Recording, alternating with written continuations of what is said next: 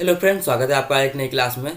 यह आपकी जो है लॉ ऑफ क्राइम जो है क्लास है। लॉ ऑफ क्राइम आप लोग जानते हैं क्या होता है। आपका जो है जो आपका सीपीसी होता है, क्रिमिनल प्रोसीजर कोड, या फिर आपको हिंदी में कहते हो दंड प्रक्रिया संहिता, ठीक है। उसी को लॉ ऑफ क्राइम बोलते हैं। तो सबसे पहले इसका हम सिलेबस देखते हैं, इसका सिलेबस क्या है। तो सिलेबस की अगर जो बात की जाए तो सबसे पहले इसमें देखा गया है कि आपका जो क्रिमिनल कोर्ट होता है, क्रिमिनल कोर्ट, उसका जो है पावर क्या है, ठीक है। क्रिमिनल कोड का पावर क्या है और ये कैसे बनता है, ठीक है। इसका कैसे बनता है कॉन्स्टिट्यूशन। नंबर एक पॉइंट हम लोग ये देखते हैं। नंबर दूसरा पॉइंट आप इसी में बात की जाए तो जो व्यक्ति को गिरफ्तार किया जाता है, गिरफ्तार व्यक्ति और उसकी शक्ति अधिकार क्या होते हैं, उसको हम यहाँ पे देखते हैं, ठीक। और यहाँ पे तीसरा पॉइंट यहाँ पे आपका जो है बनता है कि जो व्यक्ति होता है, एफआईआर होता है, इन्वेस्टिगेशन होता है, तो पुलिस को इत्तला एवं उसकी अन्वेषण करने की शक्ति, पुलिस की इत्तला, ठीक है, पुलिस इत्तला अन्वेषण करने की शक्ति, प्लस अन्वेषण करने की शक्ति, ये आपका एक जो है होता है सिलेबस में। चौथा यहाँ पे आपका सिलेबस का पॉइंट बनता है आपका मजिस्ट्रेट के बारे में, मजिस्ट्रेट, ठीक है। ये सिलेबस में आपका है वादों का विचारण है। कोई भी वाद है उसका विचारण कैसे होगा, वादों का विचारण, ठीक। और यहाँ पे आरोपों का प्रारूप, आरोप जो होता है उसका प्रारूप, आरोप का प्रारूप। ये जो आपकी जो है सिलेबस हम बता रहे हैं, ये आपकी जो सारी धाराओं में है और सारी धाराएं हम आपको जो है यहाँ पे करवाएंगे। और इसका आपका सिलेबस ज़्यादा बड़ा नहीं है, ठीक है। यहाँ पे जो अगर जो वादों का प्रारूप है, इसमें आपका सेशन कोर्ट भी आता है, ठीक है, ये सब चीज़ें आती हैं। फिर उसके बाद आपका वारंट, वारंट आपका क्या होता है, वारंट के मामले ये सब आएंगे, इसका विचारण आएगा, ठीक है। उसके बाद यहीं पे आपका जमानत आता है, बंध पत्र आते हैं, जमानत, बंध पत्र। और इसमें आपका आता है जो पति, पत्नी, संतान, माता, ये जितने भी होते हैं इनका भरण पोषण, पत्नी एवं संतान का भरण पोषण, एवं संतान का भरण पोषण।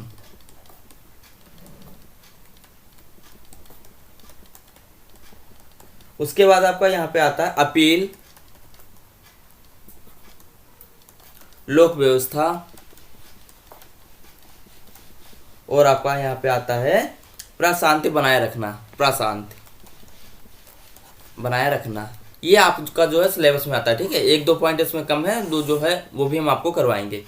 तो ये जितना आपका सिलेबस में है सारी आपका जो है धाराओं पे डिपेंड होता है, और आपकी धाराएं जो है इतनी अच्छी धाराएं हैं कि आपको समझ में आ जाएगा, ठीक है। और इसकी सिलेबस की बात करें तो इसमें आपका ज़्यादा सिलेबस होने वाला नहीं है, इसमें आपका कम सिलेबस है और एक निश्चित सिलेबस है। इसमें जो है ऐसा नहीं कि आपको कहीं से पूछा जा सकता है, इसमें आपका पूरा पहले से ही डिफाइन है और ये आपका बहुत ही अच्छा सब्जेक्ट आपका होने वाला है, ठीक है। अब हम स्टार्ट करते हैं अपना वीडियो फर्स्ट। वीडियो फर्स्ट की अगर जो बात करें तो आपका लॉ ऑफ क्राइम में जो है देखा गया, पहला ही आपको बताया गया कि दंड न्यायालय जो होते हैं और इनका कार्यालय जो होता है, इनका गठन कैसे होता है, इसको हम देखते हैं। भारतीय संविधान के अध्याय 4 में राज्य के नीति निर्देशक तत्व दिए गए हैं, ठीक है। तो ये तो आप लोग भी जानते हैं, आपने जो है कॉन्स्टिट्यूशनल लॉ पढ़ा था, उसमें जो है क्या पढ़ा था, भारतीय संविधान आपका जो है कॉन्स्टिट्यूशनल, उसमें आपका जो है नीति निर्देशक तत्व है। और नीति निर्देशक तत्व आपके कितने हैं, आपका जो है 36 से लेकर 51 का तक आपके नीति निर्देशक तत्व है। आर्टिकल 36 से आर्टिकल 51 का तक, ठीक है। इसमें आपका क्या है, कार्यपालिका और न्यायपालिका को पृथक करने की उल्लेख किया गया है। कार्यपालिका और न्यायपालिका ये दोनों को वहाँ पे उल्लेख किया गया है, ठीक है। इस नीति का कार्यान्वित करने के उद्देश्य से वर्तमान दंड प्रक्रिया संहिता को आपको 2 प्रकार के न्यायालयों की व्यवस्था की गई है। जो आपका जो है सीपीसी है, इसमें 2 प्रकार के जो है न्यायालय की व्यवस्था की गई है, न्यायिक मजिस्ट्रेट के न्यायालय और कार्यपालक मजिस्ट्रेट के न्यायालय। ये दोनों आपको अलग अलग रखे गए हैं। राज्य के उच्च न्यायालय एवं कार्यपालक मजिस्ट्रेट को राज्य शासन के नियंत्रण में रखा गया है। राज्य के उच्च न्यायालय एवं कार्यपालक मजिस्ट्रेट को राज्य शासन के नियंत्रण में रखा गया। ये आपका यहाँ पे एक बहुत ही इंपॉर्टेंट पॉइंट है ठीक है। आपको जो है जो न्यायालय होते हैं इनको दो भागों में रखा गया है, एक न्यायिक मजिस्ट्रेट और एक आपका जो है क्या आता है न्यायिक मजिस्ट्रेट के न्यायालय और दूसरा कार्यपालक के जो है न्यायालय, ठीक है। और यहीं पे आप देखते हैं कि आपका धारा 6 क्या है। धारा 6 में आपको जो दंड न्यायालयों के वर्ग बताया गया है, इनका वर्गीकरण कैसे इसको यहाँ पे धारा 6 में बताया गया है। आपकी धारा यहाँ पे 1 से नहीं, धारा 6 से लेकर यहाँ पे आपका सिलेबस स्टार्ट होता है। इस धारा के अंतर्गत दंड न्यायालयों का पुनर्गठन किया गया है। इसमें पुरानी संहिता में विनिर्दिष्ट प्रेसिडेंसी मजिस्ट्रेट के स्थान पर अब महानगर मजिस्ट्रेट शब्द प्रतिस्थापित किए गए हैं। पहले आपका क्या होता था, प्रेसिडेंसी मजिस्ट्रेट के स्थान पर अब क्या हुआ है, महानगर मजिस्ट्रेट हुआ है। इसमें तृतीय वर्ग मजिस्ट्रेट को भी स्थान नहीं दिया गया है, ठीक है। इसमें केवल 2 मजिस्ट्रेट को स्थान दिया गया है, तीसरे को नहीं दिया गया है। न्यायालय आपका क्या होता है कि जैसे अभी हम उत्तरी देश न्यायालय आपको बता रहे हैं, कोर्ट बता रहे हैं, तो क्या होता है उसको हम यहाँ पे समझते हैं। जन साधारण की धारणा के अनुसार न्यायालय से अभिप्राय यह है कि जहां पक्षकारों के बीच विवादों की सुनवाई के पश्चात उन पर निर्णय दिए जाते हैं। कोई पक्षकार होते हैं, 2 लोग पक्षकार हैं, ठीक है, और इनके कोई जो है सुनवाई यहाँ पे हुई, इसके बाद जो निर्णय दिया जाता है, ठीक है, निर्णय देने की जो है स्थान जो होता है, ठीक है, उसको जो है क्या करता है, उसको न्यायालय कहते हैं। एक मामले में यह अभिनिर्धारित हुआ कि न्यायालय का गठन उन व्यक्तियों से मिलकर होता है जो न्यायिक कृत्यों का निर्वहन करते हैं, और न्यायिक कृत्यों से अभिप्राय यह है कि विवाद जो उसमें होता है उसको विधि के अनुसार जो उसका निस्तारण होगा, विधि के अनुसार उनका निपटारा जो होता है वो यहाँ पे होगा, ठीक है। इस संहिता के अंतर्गत जिन दंड न्यायालय का गठन किया गया वो आपका क्या है, इस जो आपका सीपीसी है इसमें क्या कौन कौन से आपके दंड न्यायालय होते हैं उनको हम देखते हैं। नंबर 1 पे आपका होता है सेशन न्यायालय, नंबर 2 में आपका जो है न्यायिक मजिस्ट्रेट के न्यायालय, और न्यायिक मजिस्ट्रेट के न्यायालय आपके 2 टाइप के होते हैं, प्रथम वर्ग न्यायिक मजिस्ट्रेट और दूसरा आपका सेकंड वर्ग न्यायिक मजिस्ट्रेट, ठीक है। तो इसमें जो है आपका जो तीसरा वर्ग वाला नहीं रखा गया है, ठीक है। आपका तीसरा पॉइंट पे जो होता है वो आपका मुख्य न्यायिक मजिस्ट्रेट न्यायालय होता है। चौथा आपका विशेष न्यायिक मजिस्ट्रेट न्यायालय, महानगर मजिस्ट्रेट न्यायालय, विशेष महानगर मजिस्ट्रेट न्यायालय, ठीक है। और आपका कार्यपालक मजिस्ट्रेट के न्यायालय, इसमें 2 आपके आ जाते हैं, एक जिला मजिस्ट्रेट न्यायालय और एक आपका उपखंड मजिस्ट्रेट के न्यायालय, और 7वें नंबर पर आपका आता है विशेष कार्यपालक मजिस्ट्रेट न्यायालय। तो मतलब यहाँ पे क्या हुआ कि देखो नंबर 1 पे आपका सेशन न्यायालय हो गया, सत्र न्यायालय, ठीक है। नंबर 2 पे आपका जो क्या आ जाएगा न्यायिक मजिस्ट्रेट के न्यायालय, और ठीक है न्यायिक मजिस्ट्रेट के जैसे न्यायालय होते हैं वैसे आपका जो है कार्यपालक के न्यायालय होते हैं, वो भी 2 होते हैं, ये भी 2 होते हैं। फिर आपका जो विशेष कार्यपालक न्यायालय हो जाएगा, यहाँ पे विशेष न्यायिक मजिस्ट्रेट के न्यायालय हो जाएगा। इसमें आपका केवल ये अंतर आपका आ जाएगा मुख्य न्यायिक मजिस्ट्रेट के न्यायालय, और इसमें आपका मुख्य विशेष वाला मुख्य कार्यपालक वाले नहीं आएंगे, ठीक है। बाकी आपका सेम टू सेम न्यायालय होते हैं, बस वहाँ पे आपका न्यायिक होता है, यहाँ पे आपका कार्यपालक होता है। ये आपका जो है न्यायालय होते हैं।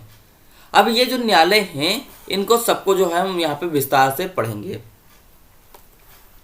अब देखो मजिस्ट्रेट आपका जो होता है, मजिस्ट्रेट में आपके कौन कौन से मजिस्ट्रेट आपको 2 भागों में बांटा गया है, एक कार्यपालक मजिस्ट्रेट, एक आपका न्यायिक मजिस्ट्रेट।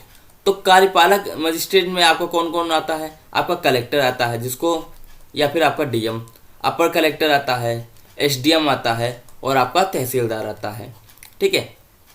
और न्यायिक मजिस्ट्रेट में आपका मुख्य मजिस्ट्रेट आता है, अपर मजिस्ट्रेट, सहायक मजिस्ट्रेट, प्रथम वर्ग न्यायिक मजिस्ट्रेट, द्वितीय वर्ग मजिस्ट्रेट, मुख्य महानगर मजिस्ट्रेट और महानगर मजिस्ट्रेट।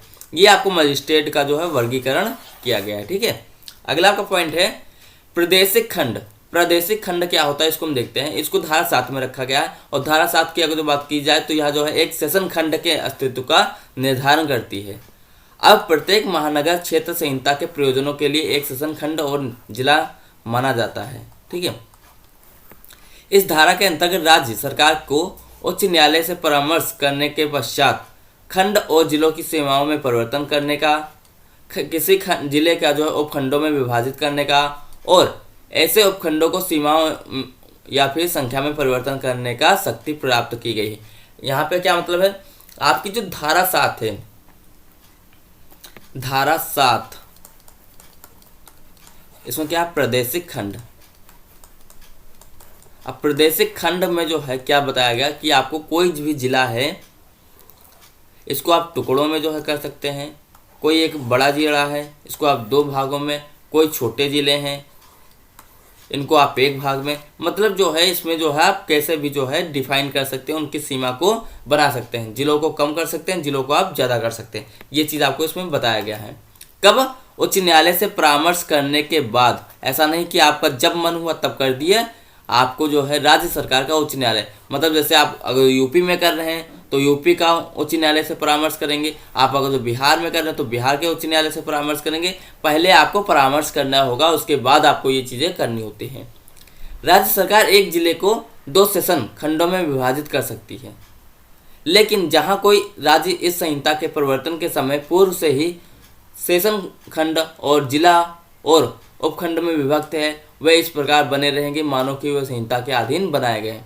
मान लीजिए कोई भी चीज़ है, आपको अगर जो पहले से वहाँ पे जो है अलग अलग है तो वहाँ पे वो सेम टू सेम अलग अलग रहेगा, ऐसा माना जाएगा कि उसको आपका दंड प्रक्रिया संहिता से बनाया गया है। ठीक है,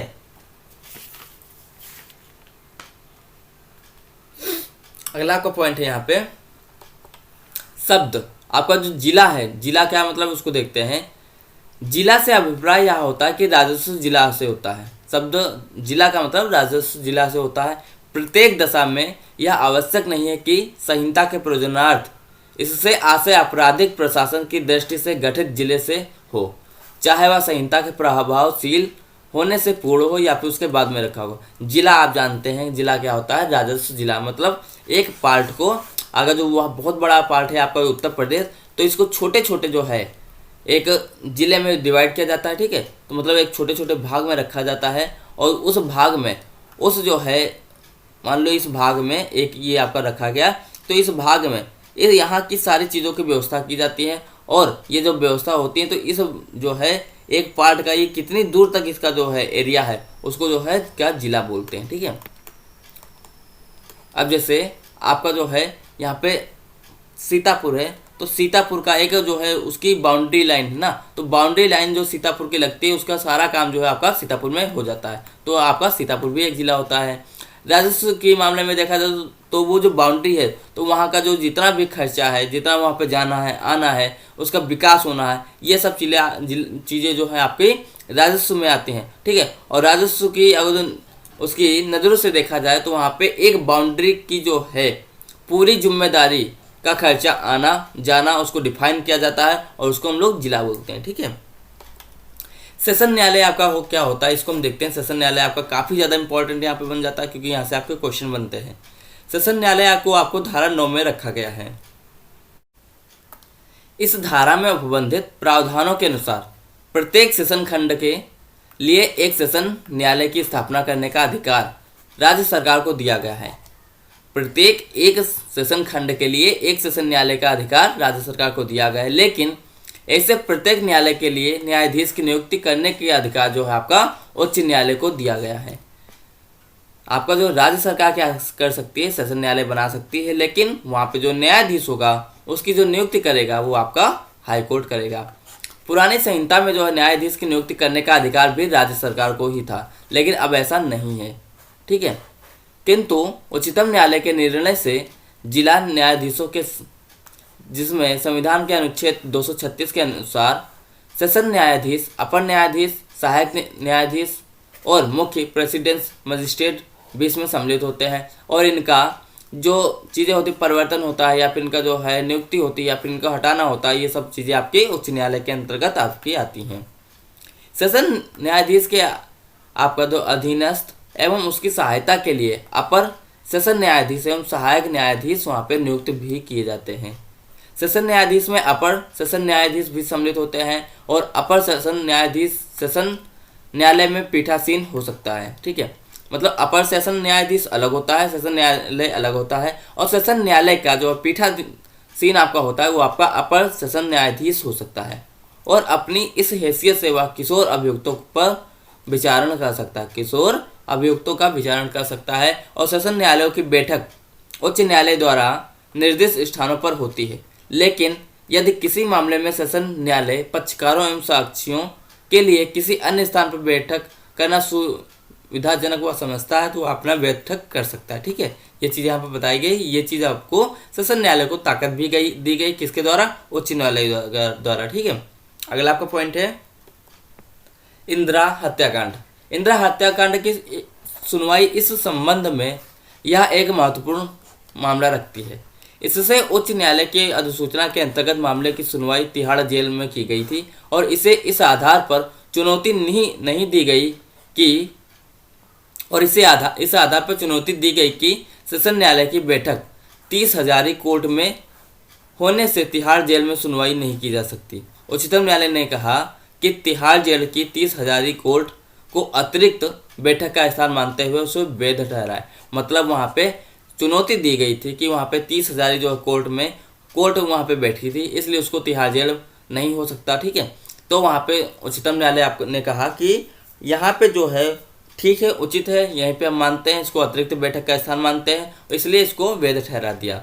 यहीं पे आपका एक और केस हुआ, पालनपुर बार एसोसिएशन बनाम हाई कोर्ट ऑफ गुजरात। इसमें बोला गया कि गुजरात उच्च न्यायालय द्वारा यह अभिनिर्धारित किया गया कि उच्च न्यायालय द्वारा सेशन न्यायालय की अतिरिक्त बैठक अन्य स्थान पर रखे जाने का आदेश दिया जा सकता है। ऐसी अधिसूचना विधिमान्य होती है। ठीक है, मान लीजिए कहीं पे अन्य जगह पे जो है सेशन न्यायालय रखना चाहता है तो उच्च न्यायालय से वहाँ पे परमिशन लेके उसको रखा जा सकता है। इस मामले में जो है बनासकांठा सेशन न्यायालय की अतिरिक्त बैठक डोसा में रखे जाने की अधिसूचना जारी की गई थी। ठीक है, मतलब क्या हुआ, सेशन न्यायालय को एक अलग स्थान पर भी रखा जा सकता है। इस बात से ये सिद्ध होता है। ठीक है, अगला आपका पॉइंट धारा 10 आपका है सहायक सेशन न्यायाधीश का अधीनस्थ होना। इसको क्या कहते हैं, इसको समझते हैं यहाँ पे। अब यहाँ पे देखते हैं कि आपका धारा 10 आपको बताया गया कि सेशन जो आपका जो होता है सहायक सेशन, उसको न्यायाधीशों के अधीनस्थ कैसे होना होता है। इसको धारा 10 में बताया गया है, समस्त सहायक सेशन न्यायाधीशों को सेशन न्यायाधीश के अधीनस्थ रखा गया है। जितना आपका जो है समस्त सहायक सेशन न्यायाधीश को सेशन न्यायाधीश के अधीनस्थ रखा गया। मतलब क्या है, ये आपका यहाँ पे है आपका सेशन न्यायाधीश और इसके अंदर आपका आता है अधीनस्थ, मतलब सहायक सेशन न्यायाधीश। मतलब सेशन न्यायाधीश आपको बड़ा होता है और सहायक न्यायाधीश सेशन आपका छोटा होता है। ठीक है, लेकिन सेशन न्यायाधीशों को अधीनस्थता के बारे में संहिता में कहीं पर भी उल्लेख नहीं दिया गया है। इसको सेशन न्यायाधीश को सेशन न्यायाधीश के अंतर्गत तो रखा गया, लेकिन कहीं पे उल्लेख नहीं है कि आपको इसके अंतर्गत रखना है। सेशन न्यायाधीश अपने अधीनस्थ सहायक न्यायाधीशों से कार्य के वितरण के संबंध में नियम बना सकता है, लेकिन ऐसे नियम इस संहिता से आपके असंगत नहीं होते हैं। ठीक है, जो आपके जो है कानून है उसी के अनुसार वो नियम बनाएगा। और धारा 3 सेशन न्यायाधीश के अनुपस्थिति होने पर या उसके कार्य में असमर्थ पाए जाने पर वह अर्जेंट आवेदनों के निपटारे के बारे में प्रावधान करती है और ऐसे आवेदन अपर सेशन न्यायाधीश, सहायक सेशन न्यायाधीश और मुख्य न्यायिक मजिस्ट्रेट द्वारा निपटाए जा सकते हैं। ठीक है, मान लीजिए वहाँ पे सहायक सेशन न्यायाधीश नहीं है, वो अपने काम को निपटारा नहीं कर पा रहा है, तो वहाँ पे क्या हो जाएगा, आपका सेशन न्यायाधीश और मुख्य न्यायाधीश के द्वारा निपटाया जा सकता है। अगर वहाँ पे सेशन न्यायाधीश वहाँ पे अनुपस्थित है, सेशन न्यायाधीश अनुपस्थित होगा तो कौन कौन लोग निपटा सकते हैं, आपका जो है मुख्य न्यायिक मजिस्ट्रेट वो काम को निपटाएगा, सहायक सेशन निपटाएगा, आपका जो है सेशन न्यायाधीश वहाँ पे निपटा सकता है। ठीक है, अपर सेशन न्यायाधीश, तो 3 लोग उस काम को निपटा सकते हैं। ठीक है, अगला आपका पॉइंट है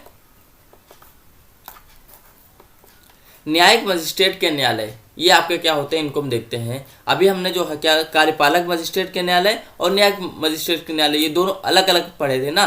मजिस्ट्रेट को पढ़ा था, मजिस्ट्रेट में आपके 2 आते हैं, न्यायिक मजिस्ट्रेट के न्यायालय और कार्यपालक के न्यायालय। तो हम आपको पहले जो है धारा 11 में न्यायिक मजिस्ट्रेट के न्यायालय को हम पढ़ते हैं। इस धारा में प्रथम और द्वितीय वर्ग के न्यायिक मजिस्ट्रेट के न्यायालय की स्थापना और उनके पीठासीन अधिकारियों की नियुक्ति के बारे में बताया गया है। न्यायालयों की स्थापना राज्य सरकार द्वारा और पीठासीन अधिकारियों की नियुक्ति उच्च न्यायालय द्वारा किया जाता है।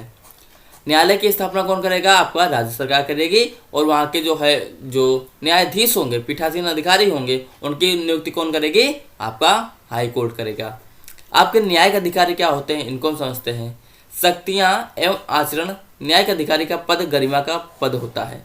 शक्तियाँ एवं आचरण न्यायिक अधिकारी का जो है पद गरिमा का पद होता है, अतः उसका आचरण पद के अनुरूप होना अपेक्षित होता है।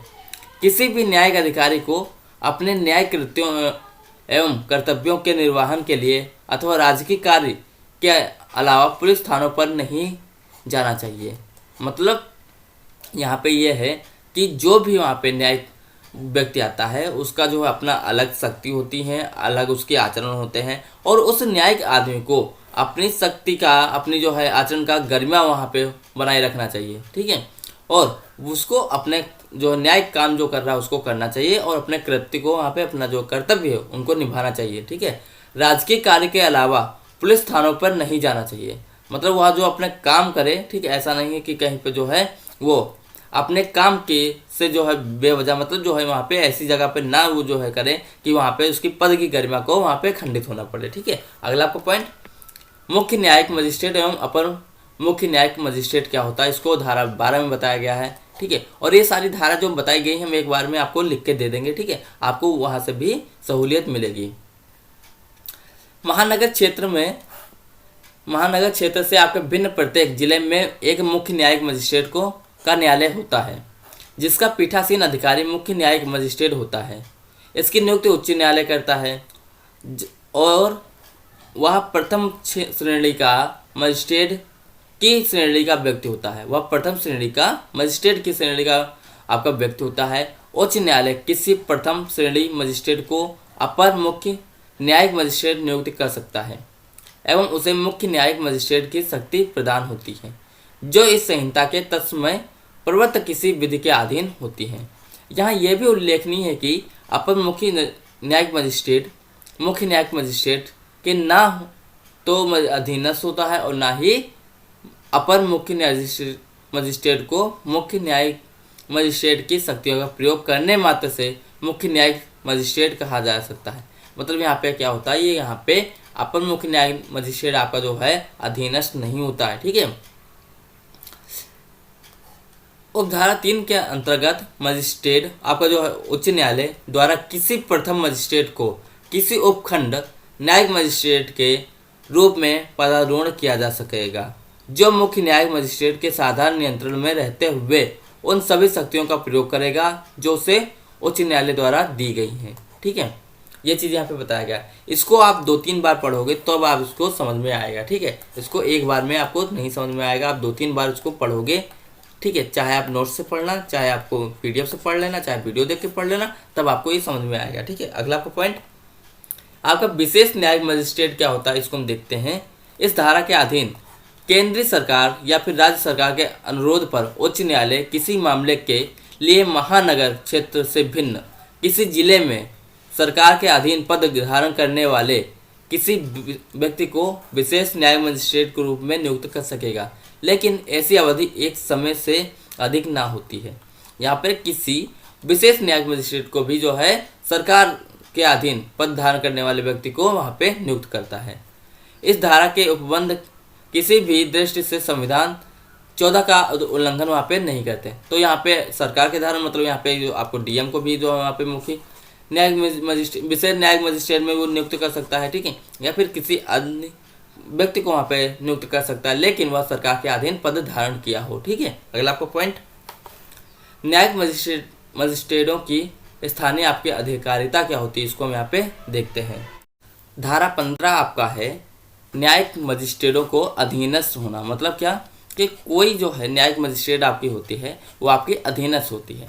धारा 15 के अनुसार प्रत्येक मुख्य न्यायिक मजिस्ट्रेट सेशन न्यायाधीश के अधीनस्थ एवं अन्य सभी न्यायिक मजिस्ट्रेट सेशन न्यायाधीश के साधारण नियंत्रण में रहते हुए मुख्य न्यायिक मजिस्ट्रेट के अधीनस्थ रहेंगे, ठीक है। ये लाइन जो है आप इसको पढ़ना, ठीक है, तब आपको समझ में आएगी कि आपकी बताएगा कि मुख्य न्यायिक मजिस्ट्रेट सेशन न्यायाधीश के अधीनस्थ एवं यहाँ पे क्या मतलब मुख्य न्यायिक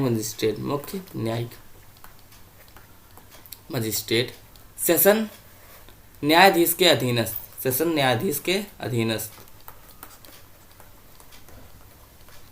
एवं सभी न्यायिक मजिस्ट्रेट सेशन न्यायाधीश के साधारण नियंत्रण में, ठीक है, और सभी जो होते हैं वो साधारण नियंत्रण में आपके रहते हुए मुख्य न्यायाधीश के मजिस्ट्रेट के अधीनस्थ रहेंगे। ठीक है, ये साधारण नियंत्रण में रहते हैं। ठीक है, इसके अन्य जो है अन्य आपके सभी मजिस्ट्रेट आते हैं। ठीक है, तो सबसे ऊपर कौन आपका आता है? सेशन, उसके बाद आपका मुख्य न्यायिक मजिस्ट्रेट, उसके अंदर आपका न्यायिक सभी मजिस्ट्रेट आपके आते हैं। मुख्य न्यायिक मजिस्ट्रेट अपने अधीनस्थ न्यायिक मजिस्ट्रेट में जो है कार्य का वितरण करने के लिए समय समय पर ऐसे नियम बना सकता है या फिर विशेष आदेश दे सकता है जो इस संहिता में असंगत ना हो, मतलब जो इस कानून के विरुद्ध ना हो। यह अधीनस्थता केवल न्यायिक मजिस्ट्रेटों एवं न्यायिक कार्यों के संबंध में होती है। कार्यपालक मजिस्ट्रेट सेशन न्यायिक न्यायाधीश के अधीनस्थ नहीं होता है। कार्यपालक मजिस्ट्रेट ये आपका अलग होता है और सेशन न्यायाधीश ये आपका अलग होता है। ये दोनों एक दूसरे के अधीनस्थ नहीं होते हैं। कार्यपालक मजिस्ट्रेट के रूप में अपने कर्तव्य का निर्वहन करने वाले उपखंड अधिकारी को सेशन न्यायाधीश के अधीनस्थ नहीं माना जाता है। ठीक है, उधर आपका न्यायिक मजिस्ट्रेट अलग था, कार्यपालक अलग था। ठीक है, तो ये एक दूसरे के अंतर्गत ये नहीं आते हैं। धारा 16 आपका है महानगर मजिस्ट्रेटों का आपका जो न्यायालय होता है उसको यहाँ पे रखा गया है धारा 16 में। और महानगर क्षेत्र में महानगर मजिस्ट्रेटों के जो है न्यायालय की स्थापना राज्य सरकार द्वारा उच्च न्यायालय के परामर्श से की जाती है एवं ऐसे न्यायालयों का पीठासीन अधिकारियों की नियुक्ति उच्च न्यायालय द्वारा की जाती है। महानगर मजिस्ट्रेटों की अधिकारिता एवं शक्तियों का विस्तार आपका सारे महानगर क्षेत्र पर आपका होता है। मतलब एक आपका महानगर है इतना बड़ा, इसमें जो मजिस्ट्रेट आपको महानगर मजिस्ट्रेट होता है तो इसका जो अधिकार होता है, इसका जो क्षेत्र होता है पूरे आपके जो है महानगर पर होता है। ठीक है, धारा 17 आपका है मुख्य महानगर मजिस्ट्रेट और अपर मुख्य महानगर मजिस्ट्रेट, इन दोनों को धारा 17 में रखा गया है। ठीक है, तो ये आपकी जो धारा 5, 6, 7, 8 ये जितनी हैं आपको इनको याद रखना है। ठीक है, इनको जो है याद करके नोट कर लेना है या फिर जो है कैसे भी करके उनको याद रखना है। और यहाँ पे अगर ये याद होंगी तो आपको एग्जाम में लिखने के लिए आपकी बहुत ही ज़्यादा सहायता मिलेगी। क्योंकि मान लीजिए आपको केवल एक आपका मजिस्ट्रेट पे क्वेश्चन बना, पूरा क्वेश्चन आपका मजिस्ट्रेट के ऊपर बना, तो आपकी धाराएं छोटी छोटी हैं, 2-2 लाइन की हैं। तो ऐसा तो है नहीं कि 2 लाइन आप लिख देंगे, तो आपको लिखने के लिए कम से कम जो है आपके पास शब्द तो होने चाहिए। शब्द होने के लिए आपको जो धाराएं पता होनी चाहिए, धारा पता होंगी तभी आप वहाँ पे लिख पाएंगे, इसीलिए आपको धारा यहाँ पे आनी चाहिए।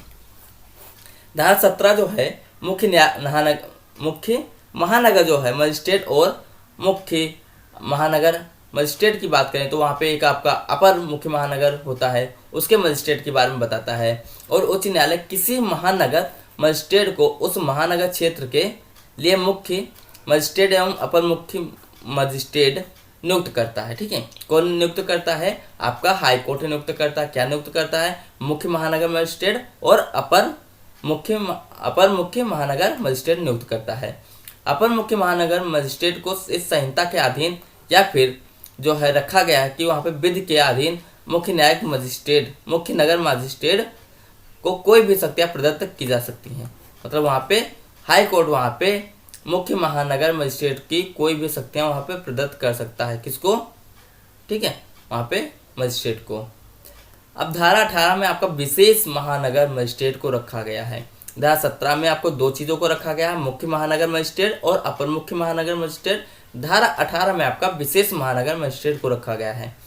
इस धारा में विशेष महानगर मजिस्ट्रेट को रखा गया, न्यायालय की व्यवस्था की गई है और ऐसे मजिस्ट्रेट की नियुक्ति केवल महानगर क्षेत्र के लिए ही की जाती है, केवल महानगर के लिए ही की जाती है। ठीक है, अगला आपका पॉइंट महानगर मजिस्ट्रेटों का अधीनस्थ होना, इसको यहाँ पे देखते हैं। ये आपके किसके अधीनस्थ होते हैं इसको देखते हैं।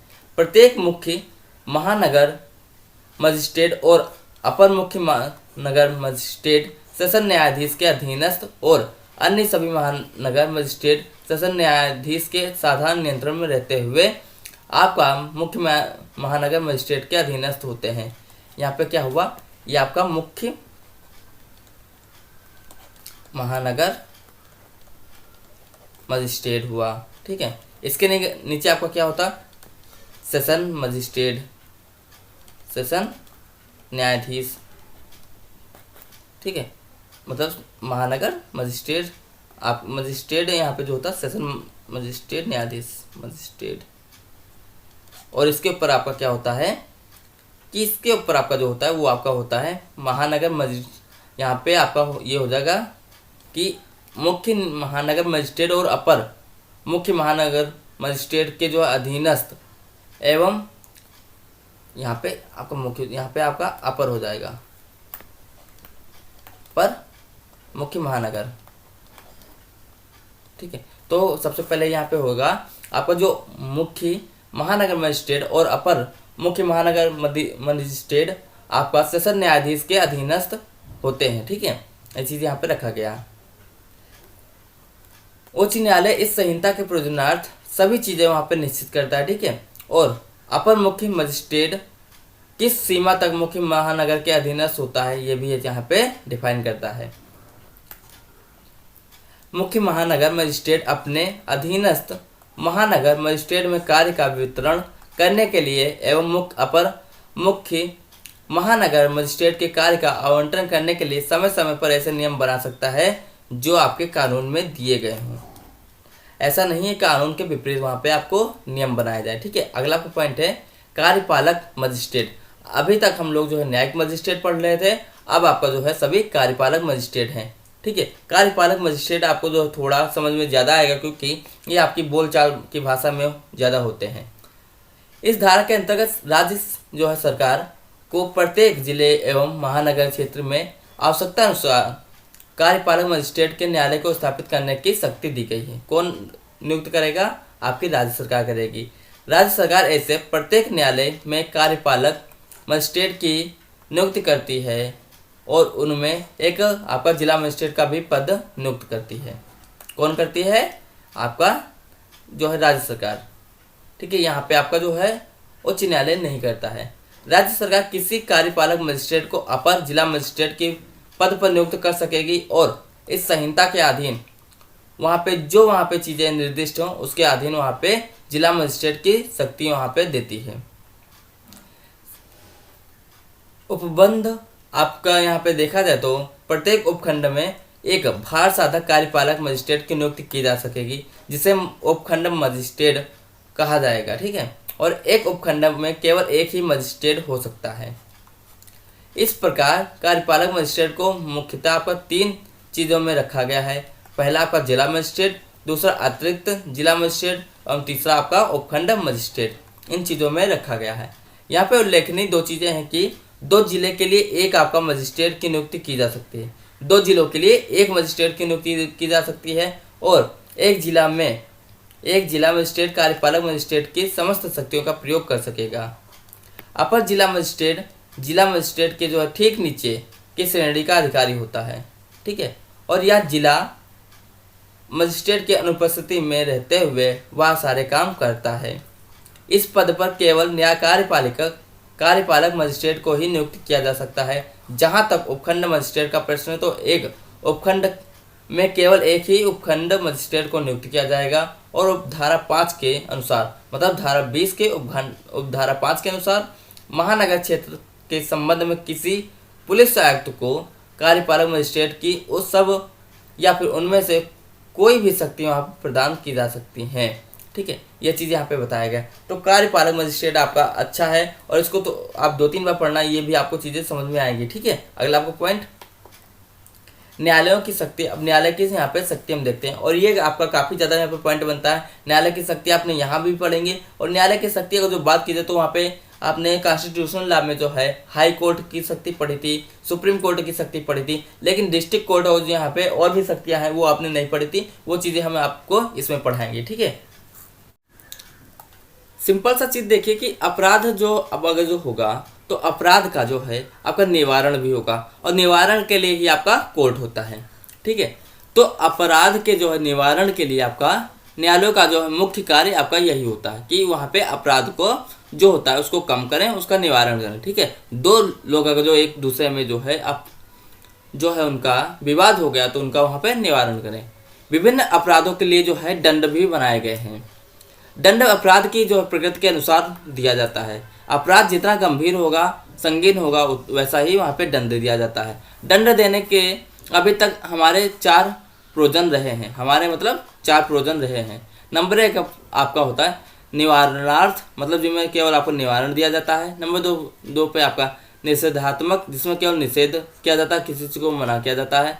नंबर 3 में आपका प्रतिकारात्मक, जिसमें प्रतिकार लिया जाता है, और नंबर 4 सुधारात्मक, जिसमें आपको सुधार करने का अवसर दिया जाता है। ठीक है, इस प्रकार दंड का मुख्य प्रयोजन आपका अपराधों को रोकना एवं अभियुक्त को सुधार करना रहा है। ठीक है, कभी भी जो है कोर्ट ये नहीं कहता कि किसी को सजा दी जाए, कोर्ट उसको ज़्यादा से ज़्यादा सुधारने की, वहाँ पे जो है उसको सुधारने की, जो है दंड सुधारने की, अपना अपराध को सुधारने का जो है मौका देता है। लेकिन वहाँ पे आपका जो है अपराध इतना गंभीर होता है, संगीन होता है, तो वहाँ पे उसकी मजबूरी होती है कि आपको सजा देना, क्योंकि अगर वो सजा नहीं देगा तो आप वहाँ पे उस तरह से व्यक्ति बन जाते हैं, क्योंकि आप समाज में रहते हैं तो वहाँ पे समाज के लिए खतरा बन जाता है, और आपसे जो है समाज को खतरा ना हो इसलिए आपको वहाँ पे सजा दिया जाता है।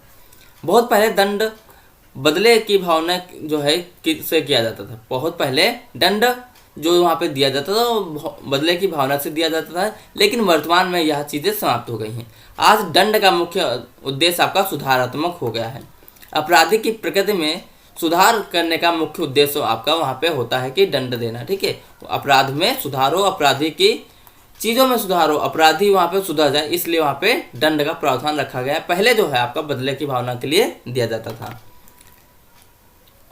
यहीं पे आपका जो है अब धारा 26 की हम बात करते हैं, क्योंकि धारा 20 तक हम लोग जो है मजिस्ट्रेट के बारे में पढ़ा था, और धारा 26 से अब हम लोग जो क्या पढ़ेंगे, आपका न्यायालय की शक्तियाँ पढ़ते हैं, और न्यायालय जिनके द्वारा अपराध विचारणीय होता है उसको आपको धारा 26 में रखा गया है। ठीक है, यह धारा उच्च न्यायालय, सेशन न्यायालय एवं प्रथम अनुसूची में विनिर्दिष्ट न्यायालयों को भारतीय दंड संहिता के अधीन अपराधों के विचारण का अधिकार प्रदान करती है। मतलब क्या है कि कोई भी व्यक्ति अगर जो अपराध किया है तो उनके ऊपर विचारण होगा। इसके लिए जो धारा 26 बनाया गया है, कौन बनाया है, आपका जो है CRPC में बना है। यहाँ यह उल्लेखनीय है कि प्रथम अनुसूची में विनिर्दिष्ट अन्य मामलों में संबंधित प्रावधान आपका उच्च न्यायालय एवं सेशन न्यायालय के क्षेत्राधिकार पर कोई प्रतिकूल प्रभाव नहीं पड़ेगा। सेशन न्यायालय को उन सभी अपराधों का विचारण करने की शक्तियाँ प्राप्त हैं जो उसके अधीनस्थ न्यायालयों की होती हैं। यह सभी आपकी समवर्ती शक्तियाँ होती हैं, मतलब एक दूसरे में होती है। जो आपकी उनकी होती हैं सेशन न्यायालय की, वही आपका क्या होती है, अधीनस्थ न्यायालय की होती है।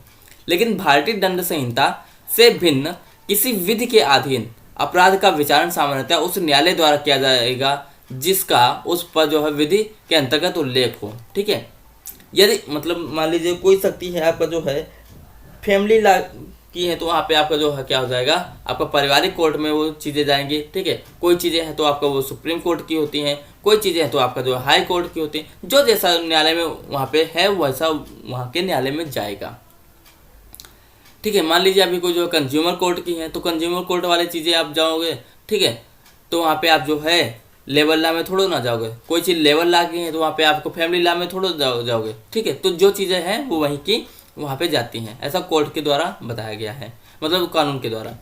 यदि उस विधि के अधीन ऐसे न्यायालय का वहाँ पे उल्लेख नहीं है तो वह उच्च न्यायालय अथवा प्रथम अनुसूची न्यायालय में जा सकता है। उदाहरण के लिए देखिए कि मुसलमान वक्फ अधिनियम 1923 की धारा 10 के अंतर्गत अपराधों का विचारण करने के लिए न्यायालय के संबंध में कोई वहाँ पे प्रावधान नहीं, कोई भी वहाँ पे प्रावधान नहीं है। अतः ऐसे अपराध का विचारण करने के लिए वह मजिस्ट्रेट द्वारा किया जाएगा। उच्चतम न्यायालय द्वारा एक मामले में यह कहा गया था कि जहाँ एक ही घटना से संबंधित दो मामले हैं जिनमें से एक की सुनवाई अधिकारिता सेशन न्यायालय को हो तथा दूसरे की मजिस्ट्रेट को, वहाँ उन दोनों के मामले की सुनवाई सेशन न्यायालय द्वारा की जाएगी। मतलब मान लो कि एक केस हुआ, उसमें आपकी दो चीज़ें बन रही हैं, एक आपका जो है जहाँ पे आपका कोर्ट है सेशन न्यायालय, आप वहाँ जाएंगे, और दूसरा चीज़ें बन रही हैं आपका दूसरे कोर्ट का, तो वहाँ पे ना जाकर आपको, मान लो वहाँ के लिए आपको कोर्ट नहीं है तो वहाँ पे ना जाकर, मजिस्ट्रेट के पास ना जाकर आपका सेशन न्यायालय में ही कार्रवाई हो जाएगी। मजिस्ट्रेट द्वारा विचारण योग्य मामले का मुख्य न्यायिक मजिस्ट्रेट को अंतरित किया जाना आवश्यक नहीं है। ठीक है, वहाँ पे वो चाहेगा तो करेगा और चाहेगा तो नहीं क्या करेगा, ये मजिस्ट्रेट के ऊपर डिपेंड करता है। धारा 27 आपका किशोरों के लिए मामले में जो अधिकारिता दी गई है, किशोर मतलब जो आपके 13 से 18 साल के बीच में होते हैं।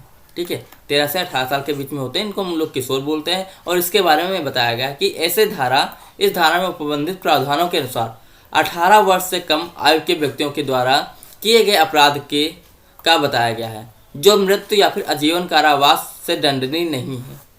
विचारण मुख्य न्यायिक मजिस्ट्रेट द्वारा अथवा बालक अधिनियम 1960 या फिर अब जो पहले आपका क्या था, बालक अधिनियम 1960 था, लेकिन अब आपका किशोर न्याय अधिनियम 1986 के अंतर्गत आपका रखा गया है।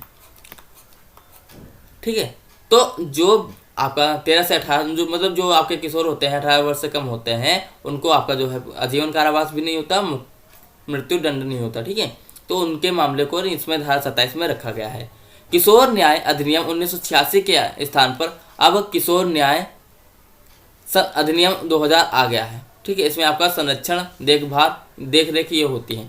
ठीक है, पहले आपका क्या था, पहले आपका था बालक अधिनियम 1960, उसके बाद बना कि किशोर न्याय अधिनियम 1986, लेकिन अब क्या हो गया है, अब आपका किशोर न्याय अधिनियम 2000 हो गया। इसमें आपका देख रेख और संरक्षण रखा गया है।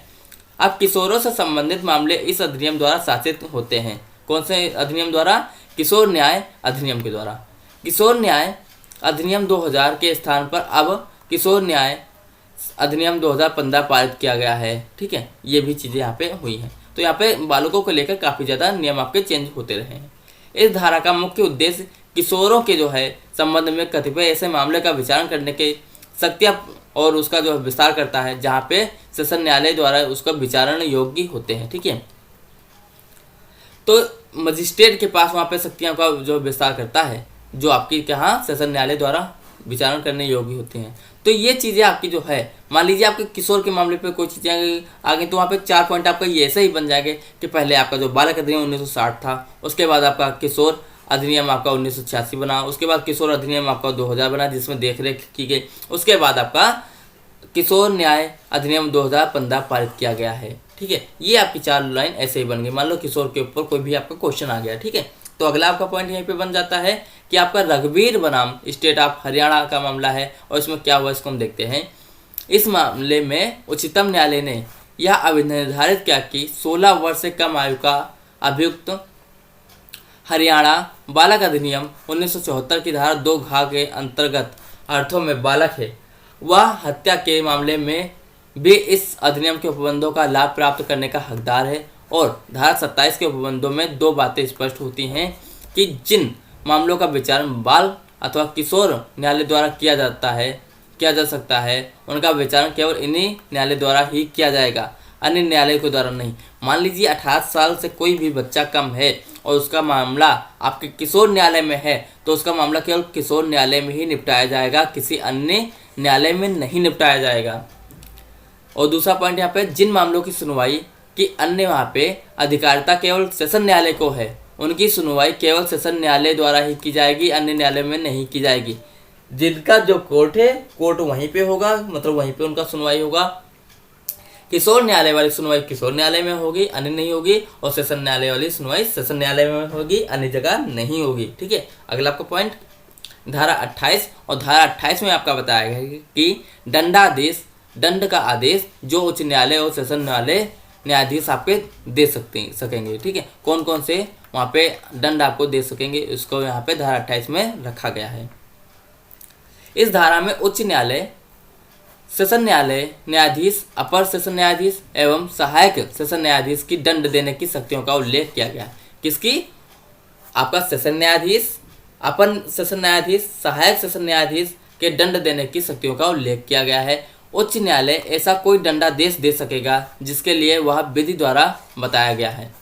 सेशन न्यायाधीश या फिर अपर सेशन न्यायाधीश कोई ऐसा दंडादेश दे सकेगा जिसके लिए वह विधि द्वारा प्राधिकृत है, लेकिन उसके द्वारा दिए जाने वाला मृत्यु दंड की अवस्था में उच्च न्यायालय द्वारा उसकी पुष्टि होना आवश्यक है। मतलब कहीं पे अगर जो सेशन न्यायाधीश वहाँ पे दंड आदेश का दे रहा, मतलब जो मृत्यु दंड दे रहा, तो वहाँ पे पहले आपका उच्च न्यायालय द्वारा वहाँ पे उसकी पुष्टि होना आवश्यक होता है। सहायक सेशन न्यायाधीश विधि द्वारा प्राधिकृत ऐसा कोई दंडादेश दे सकेगा जो मृत्यु दंड, आजीवन कारावास या फिर दंड वर्ष 10 से अधिक बार आपका नहीं होगा।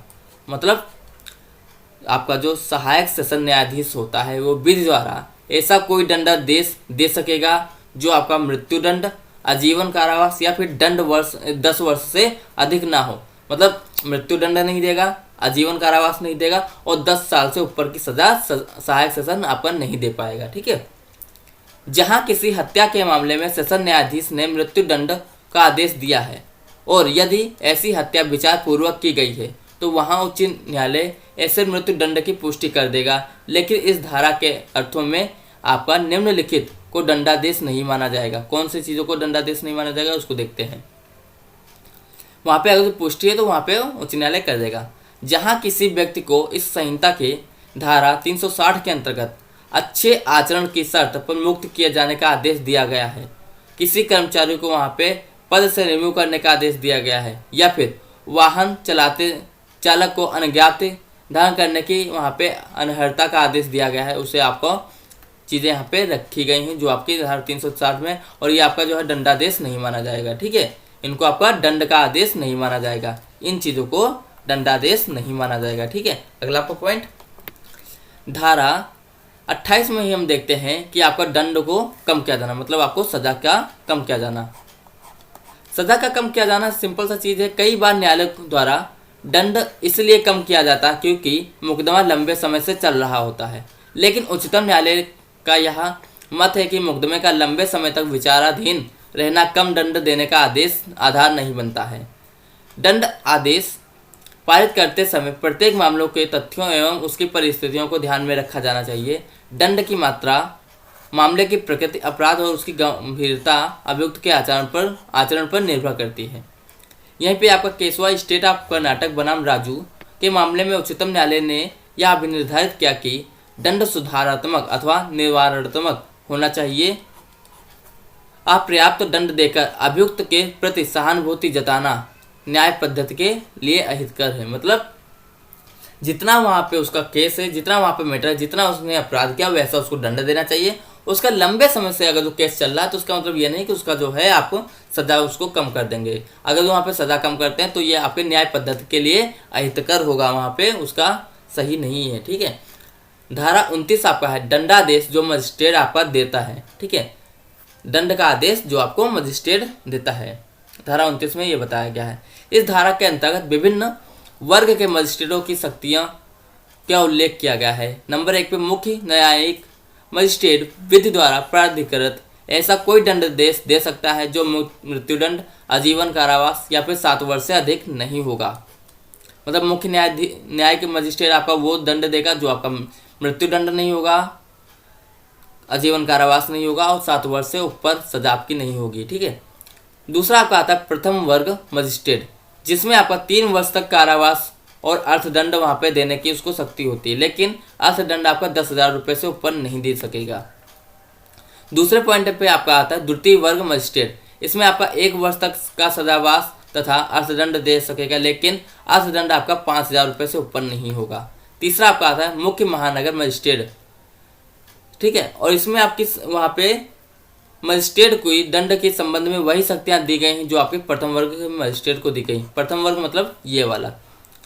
ठीक है, जो इसकी शक्तियाँ वही आपकी इसकी शक्तियाँ। ठीक है, सेम शक्तियाँ दी गई हैं। तो आपको मान लो दंडादेश का क्वेश्चन बनता है जो आपको मजिस्ट्रेट के द्वारा दी जाएगी, तो वहाँ पे ये 4 पॉइंट आपके बहुत ही इंपॉर्टेंट बन जाते हैं। ठीक है, यहाँ पे आप कोई भी केस जो है लिख सकते हैं। ठीक है, कुछ केस जो है आप अपने आप बना के लिख सकते हैं क्योंकि एग्जाम में आपके लिए वो सहायक होते हैं। अगला आपका पॉइंट, अब हम लोगों के दिमाग में एक क्वेश्चन होता होगा कि जैसे चेक आपकी जो होती है तो चेक में आपका भी जो है दंड का आदेश मिलता है। ठीक है, दंडादेश की अगर बात कीजिए तो वहाँ पे आपका कितना दंड जो है हो सकता है। जैसे तो यहाँ पे एक आपका मैटर हुआ कि चेक अनादरण, मतलब आपका जो है जैसे चेक होती है तो चेक आपने किसी को दिया, लेकिन उसमें एक रकम होती है, एक पैसा होता है कि आप इतना जो है उसको देते हैं तो वो आप वो उतना पैसा निकलवा सकता है। लेकिन अगर वो पैसा उसमें है ही नहीं तो वहाँ पे क्या होता है, चेक अनादरण हो जाता है। तो उसमें जो है कि क्या आपका केस होता है उसको देखते हैं कि प्रथम वर्ग के न्यायिक मजिस्ट्रेट द्वारा 5,000 रुपये से अधिक जुर्माना अधिरोपित नहीं किया जाएगा।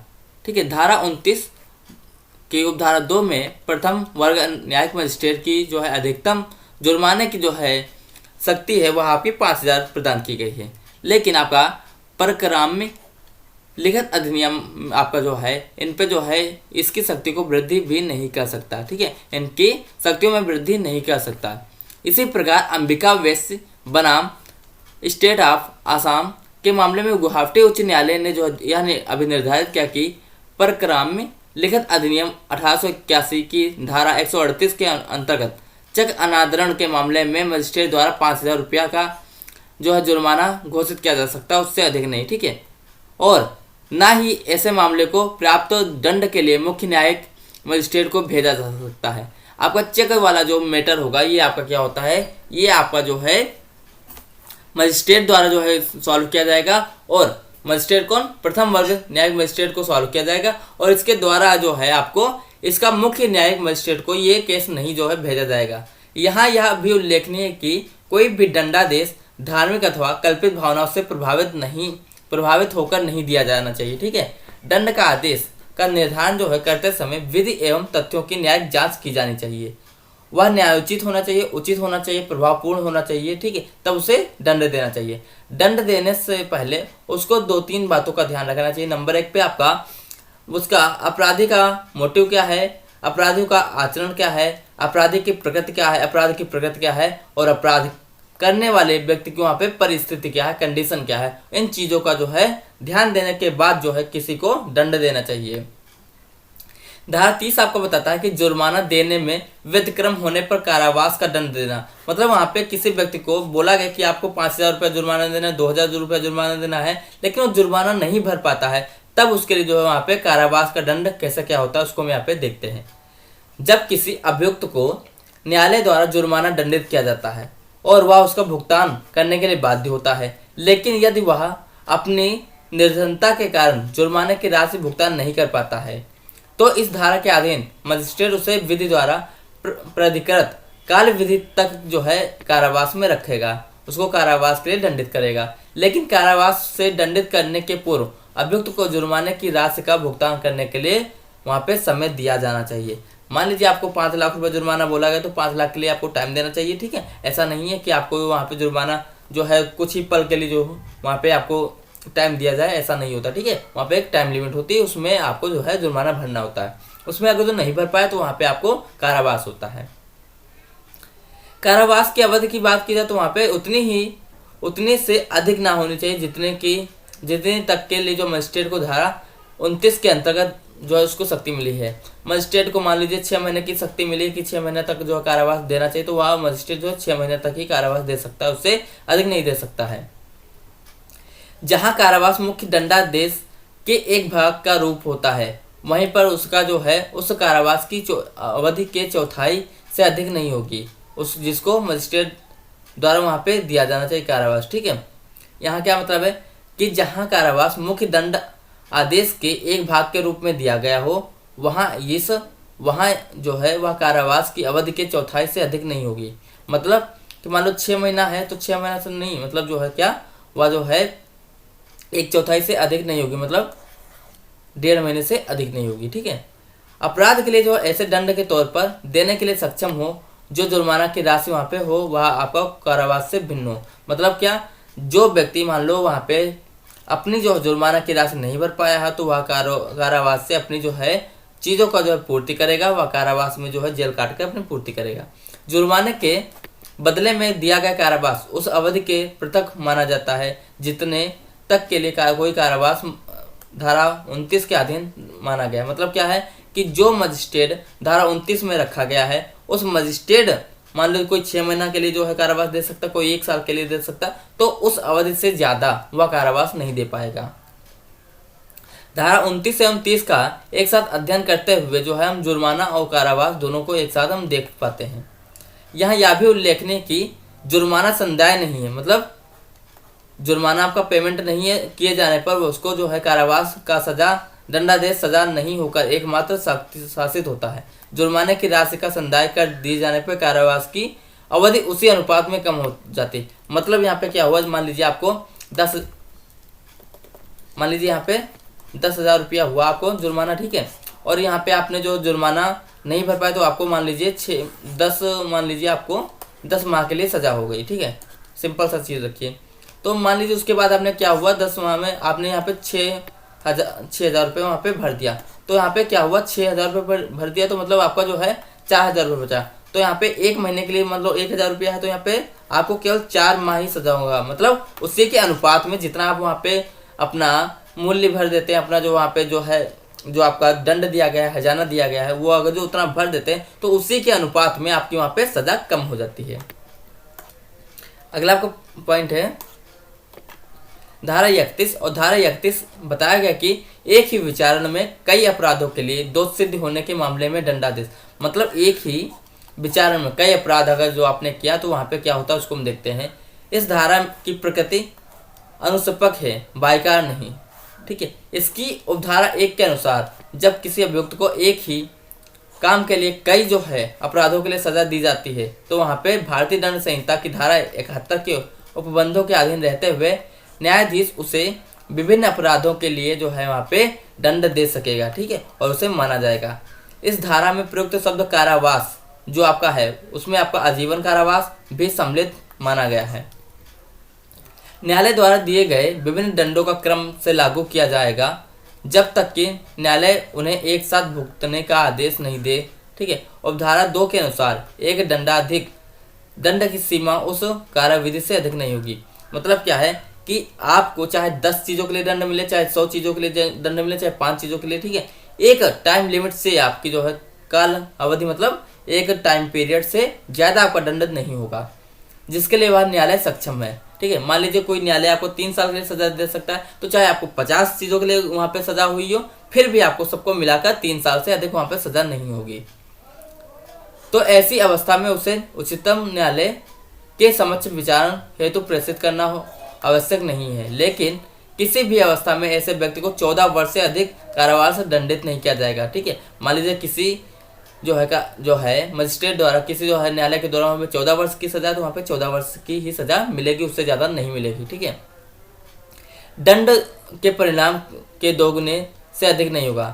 संकलित दंड उस दंड के परिमाण से 2 गुने नहीं होगा जिसे एक अपराध के लिए न्यायालय दंड देने के लिए सक्षम हो। मतलब यहाँ पे क्या है कि आपका सजा जो है मान लीजिए 3 साल आप सजा दे सकते तो वहाँ पे आप 6 साल सजा नहीं देंगे, ठीक है। ये चीज़ें यहाँ पे बताई गई हैं।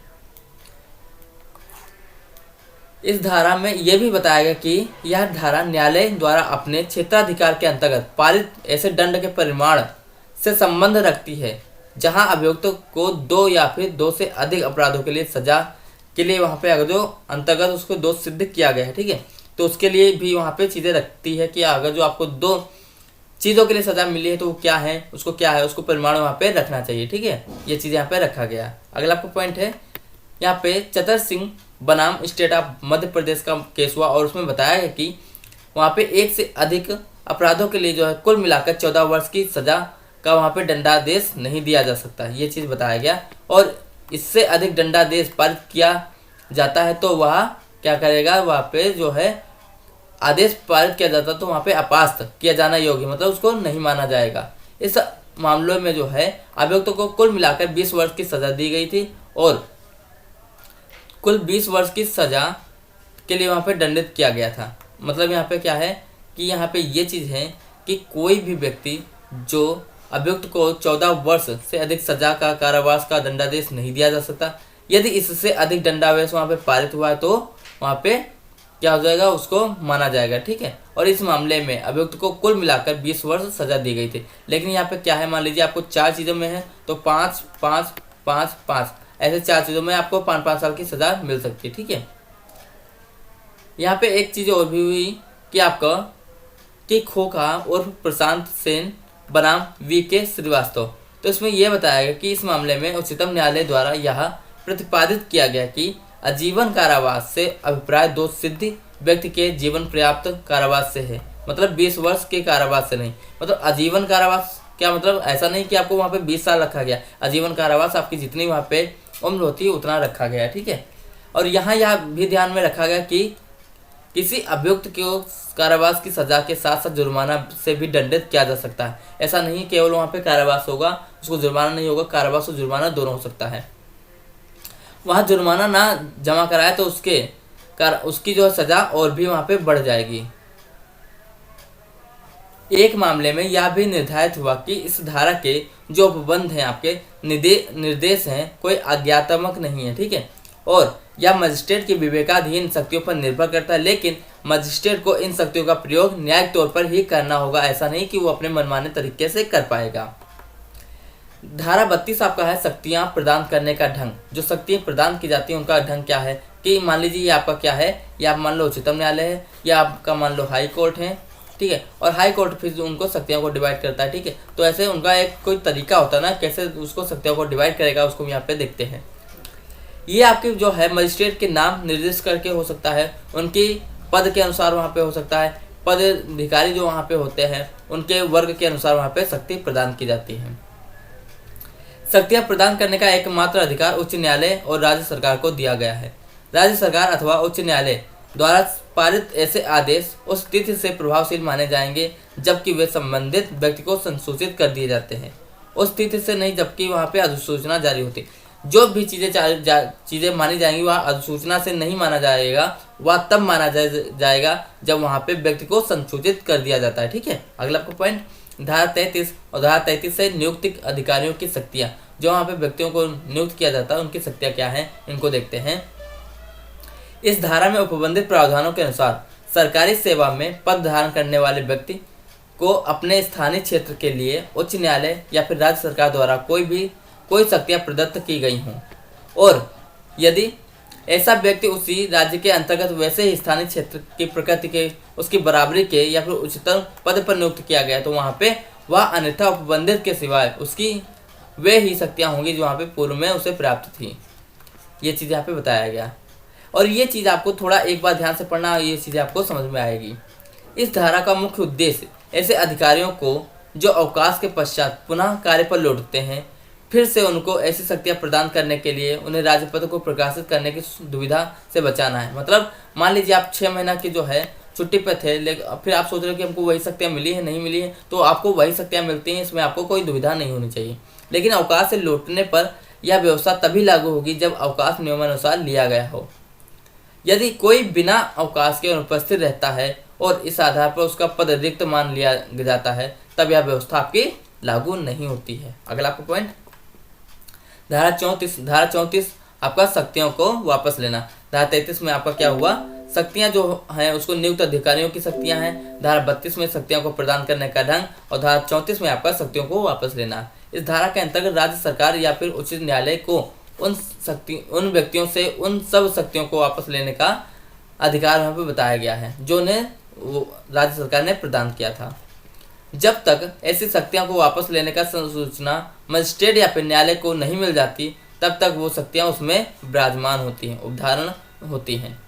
उपधारा 2 के अंतर्गत मुख्य न्यायिक मजिस्ट्रेट एवं जिला मजिस्ट्रेट को उनके द्वारा प्रदत्त शक्तियों को वापस लेने का अधिकार प्रदान किया गया है। और यहाँ पे पॉइंट 3 आपका शक्तियाँ वापस तब ली जाती हैं जब व्यक्ति उसे शक्तियाँ प्रदत्त की गई हों।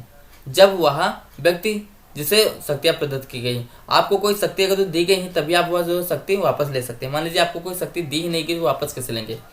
वापस शक्ति लेने का ढंग ये भी हो सकता है कि अपने त्यागपत्र के द्वारा, सेवा मुक्त के द्वारा, ठीक है, और वह उस जिले या क्षेत्र में नहीं रह जाता है, ठीक है, तब उसकी शक्तियाँ वापस हो जाती हैं, ठीक है, तब वह उस शक्तियों का प्रयोग नहीं कर सकता है। ऐसे शक्तियाँ लेने का ढंग होता है, वापस लेने का ढंग होता है।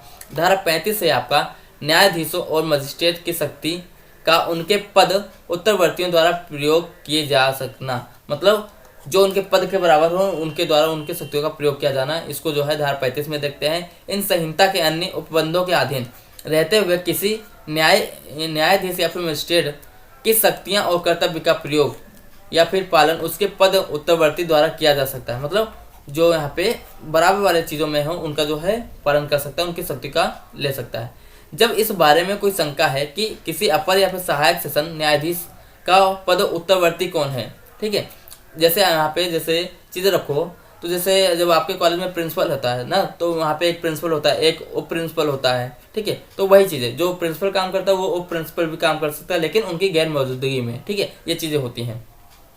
जैसे आपका राष्ट्रपति होता है तो उपराष्ट्रपति भी होता है, ठीक है, तो उनके वो जो शक्तियाँ होती हैं उनका प्रयोग कर सकता है। यहाँ पे उत्तरवर्ती कौन है, और तब सेशन न्यायाधीश लिखित आदेश द्वारा अवधारित करता है कि कौन सा न्यायाधीश इस संहिता के अधीन किन्हीं कार्रवाइयों या फिर आदेशों के प्रयोजनों के लिए ऐसे अपर या फिर सहायक सेशन का पद उत्तरवर्ती समझा जाएगा, ठीक है। और यहाँ पे तीसरा पॉइंट आपका है, जब इस बारे में कोई शंका है कि किसी मजिस्ट्रेट को उत्तरवर्ती कौन है, उस मजिस्ट्रेट का पद उत्तरवर्ती कौन है। यथा स्थिति मुख्य न्यायिक मजिस्ट्रेट या फिर जिला मजिस्ट्रेट लिखित आदेश द्वारा यह अभिनिर्धारित करेगा कि ना